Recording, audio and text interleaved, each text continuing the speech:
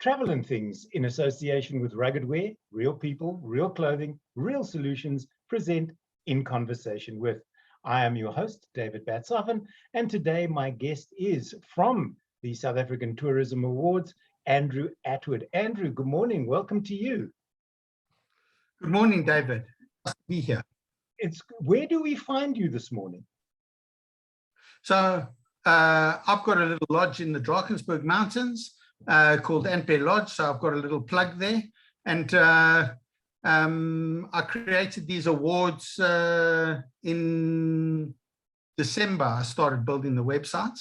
And it was basically to create a little bit more positivity in this tourism sector, which I just can't bear to deal with the negativity anymore. The sector is in complete crisis, and the only market that's available is the domestic market. So this is a program to try to create a little bit more positivity and create a little bit more awareness within that domestic market. So tell us a little bit about the awards. Who are they aimed at? And what sort of categories have you put up, and are there prizes for both the winners of the categories and for people who enter? So this is a program where everybody wins.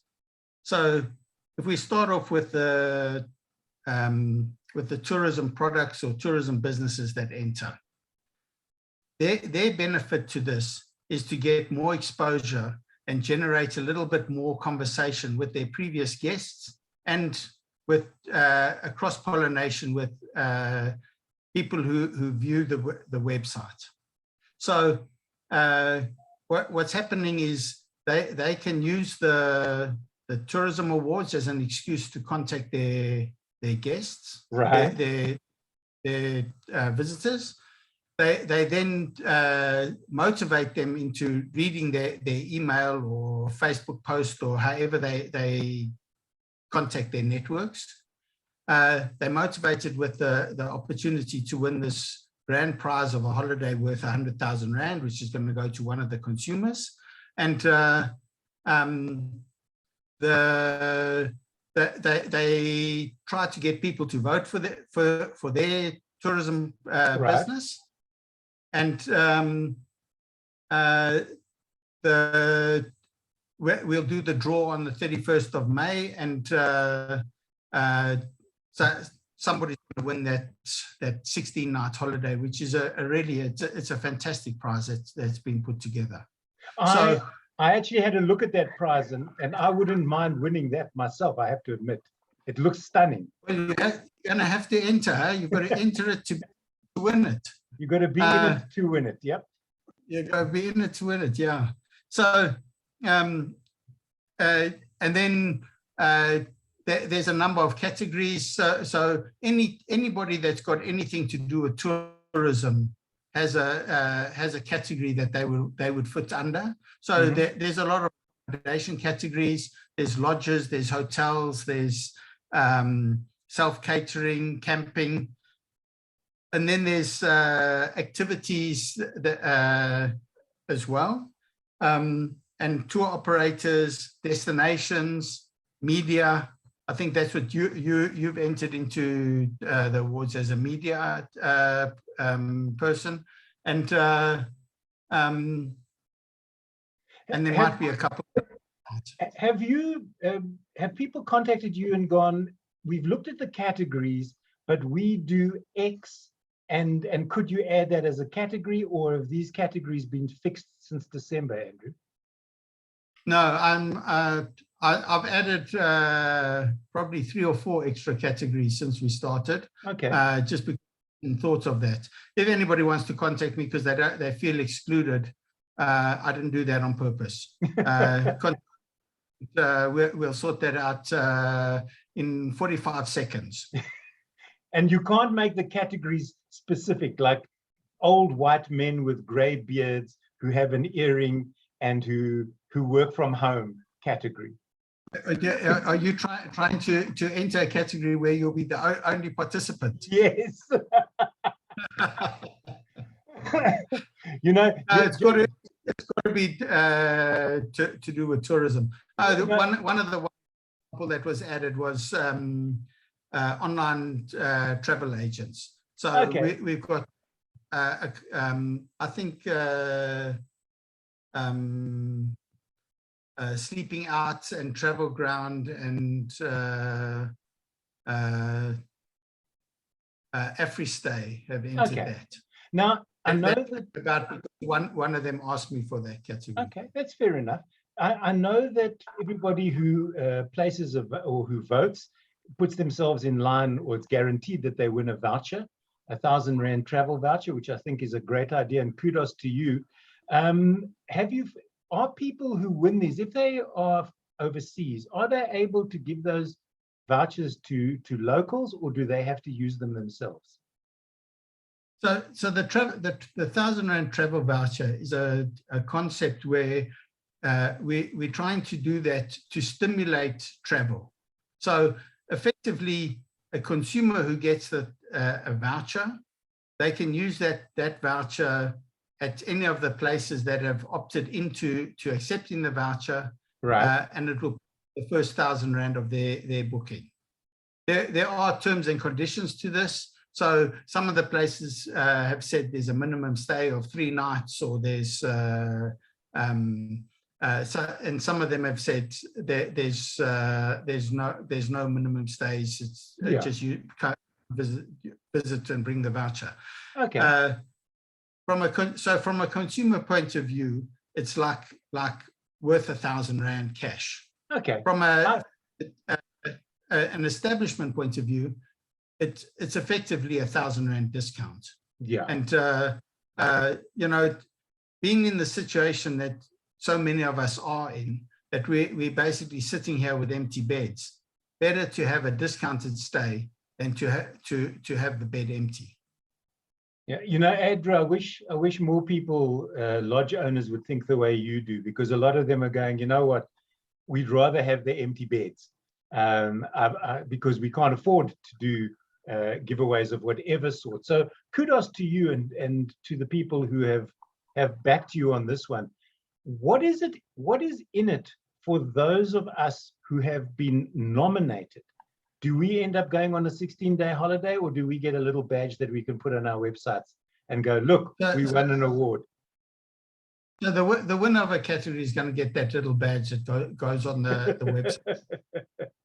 I think that's just a little bit of recognition. Yeah. And I don't think it has huge meaning, other than it'll give your website a little bit more credibility. Yeah. But I think that the actual benefit. There is one grand prize winner who gets the most votes. They get a marketing prize worth R30,000. Okay. That's been put from a few different sources, with some email marketing, some blogger marketing, and perhaps I'll even be able to increase that over time with more people adding to that prize. So that'll be some value. But by far the biggest benefit to people who are entering is the marketing and awareness that is stimulated through this for their own businesses. So in your case, you're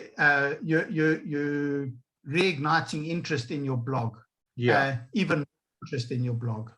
Other people are for me, I'm gaining more interest in my lodge, and ultimately I'm interested in more bums in my beds. So well, obviously, what's working very well for me are those R1,000 vouchers. I would think that possibly between 10 and 20% of the bookings that I'm now taking are bookings that have come through these vouchers. We've already put out, we've had over 14,000 votes already. From those 14,000 votes, that equates to 14 million rands worth of vouchers. And out of those vouchers, people are now saying, I've got this voucher, can I book with you? And I'm saying, with pleasure. So it's I think that just running these awards, if it was just about me, those vouchers and that distribution of those vouchers has already been way more worthwhile than anything I've done in the last year. You've actually preempted my next question, which was going to be, what is the feedback that you've had from December until now? And were you expecting the type of response you got, or is this because it's the first time you sort of going, wow, I never expected that? I never expected this. I absolutely did not expect this. I did this, I helped somebody else with a COP26 initiative that had nothing to do with tourism. Right. And they ran a campaign together with the British High Commission and his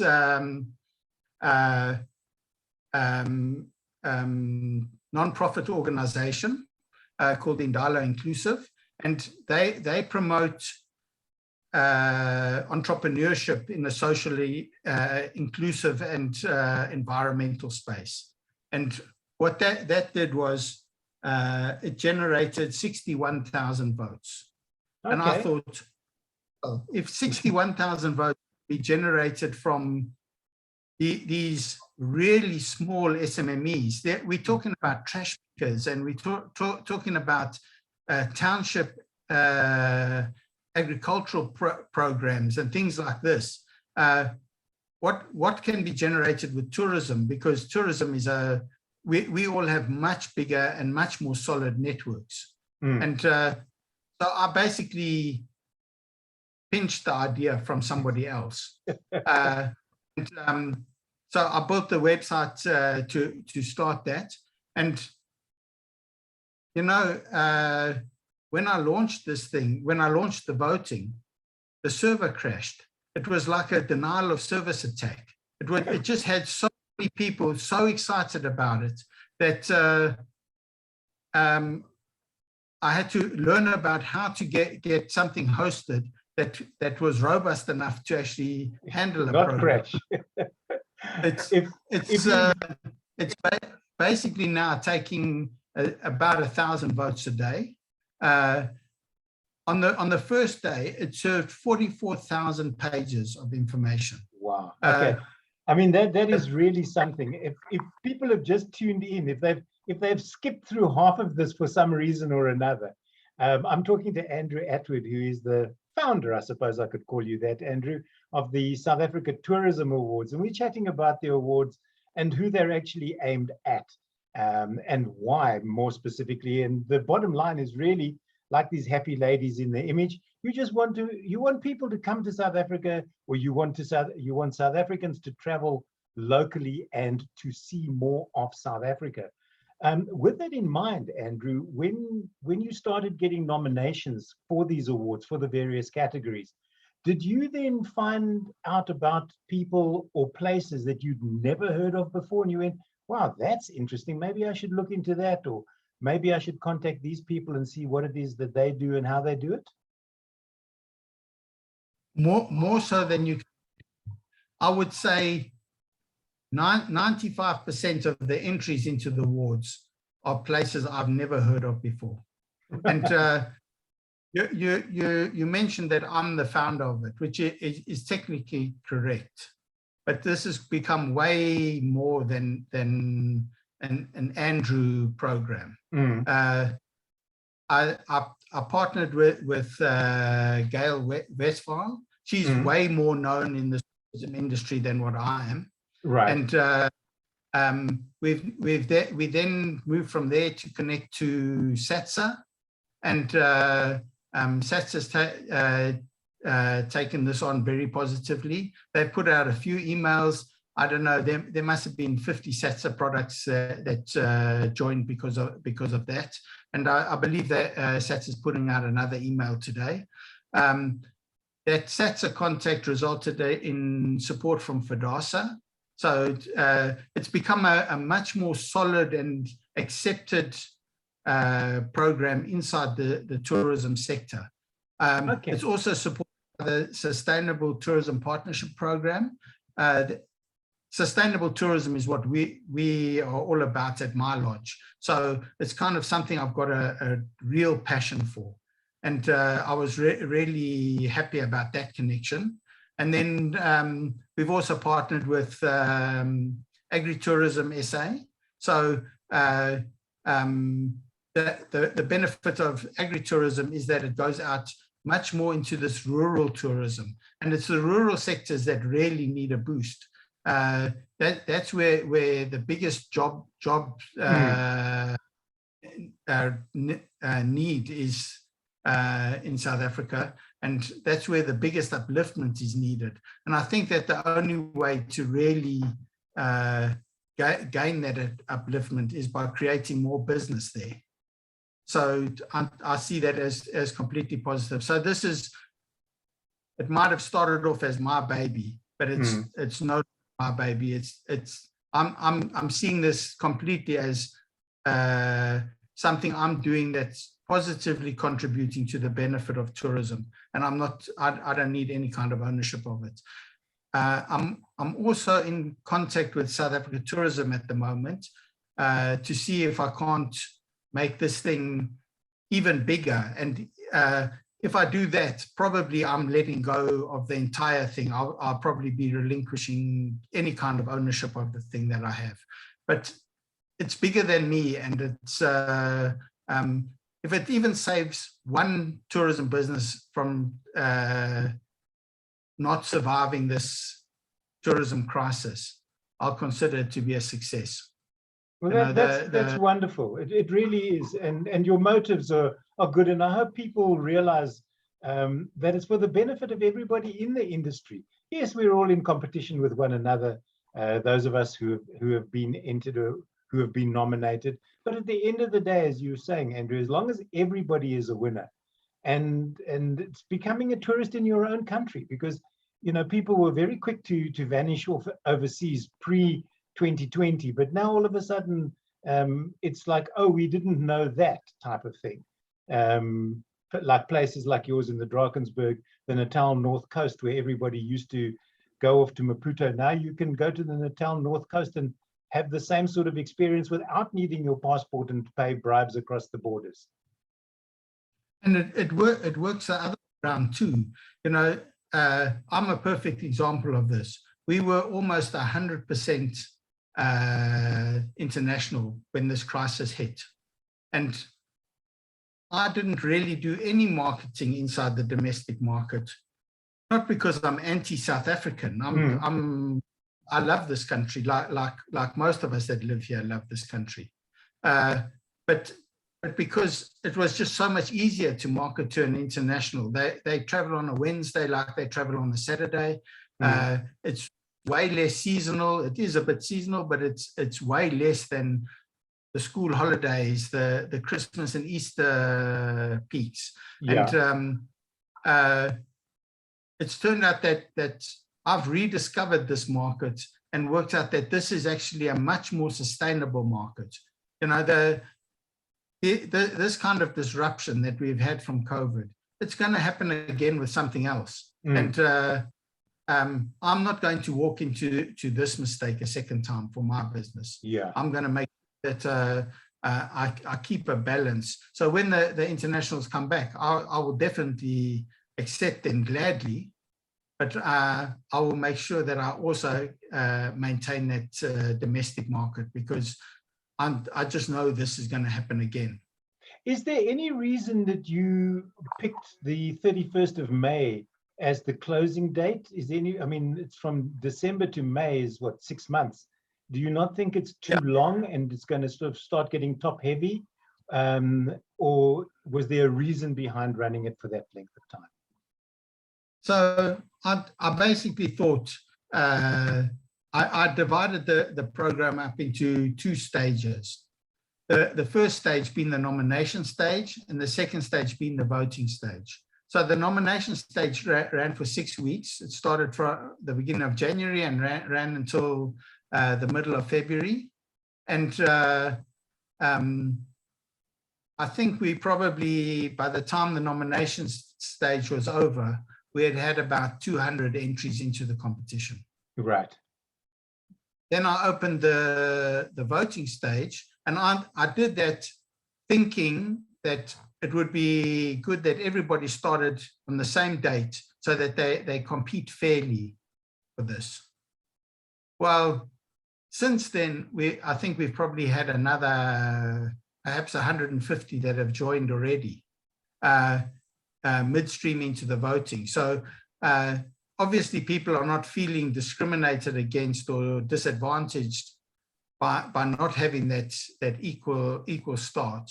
And what is interesting is that it's some of the smaller places that are doing better than the bigger places. So I quite like that fact. It gives the smaller owner-run places that much more of an edge. I think because they're probably more agile and tend to react a little bit than bigger places. Basically, there's 3 months of voting, and I suspect that it's going to be needed. That's basically why we chose that date. If it turns out that it works, that it becomes stagnant and stale, then if I repeat this program next year, I'll shorten that and learn from it. But right now, I didn't pick it because there was some sort of value to that date. And if I'm able to have that conversation with South Africa Tourism, and the tourism in Indaba happens, we'll probably do the prize giving at Indaba. So that would move the closing date forward by two and a bit weeks. Okay. In beginning of May. But with COVID, nothing is nothing predictable. Nothing is cast in stone anymore. Yeah, and South Africa Tourism talks about Indaba happening. Okay. But by the same token, it's not yet open that I can enter my product as an exhibitor, and I have no idea whether they've got any buyers yet. So, you know, I can't even start to make appointments for Indaba, which is what I would normally be doing at this. Yeah. So I question how well it's going to work. But the South Africa Tourism has just done Meetings Africa, and I've heard amazingly good things about it. I would have actually gone up there for that, and I just didn't go up because I didn't have the confidence in it. Fair enough. I think that has turned out to be a mistake. I'm sorry I didn't. Andrew, I've heard that really well. Before we say goodbye, I have to go back to the marketplace. Then I'm going to come back to you, and I am going to give you the opportunity to tell people how they can actually vote for the various categories. So don't go away. We have to do this once more. In Conversation With is proudly presented by Travel and Things and Rugged Wear. Real people, real clothing, real solutions. Now, I've been talking with Andrew Attwood about the South Africa Tourism Award. So, Andrew, how can people, well, the nominations are closed now, but how can people vote for those who have been nominated?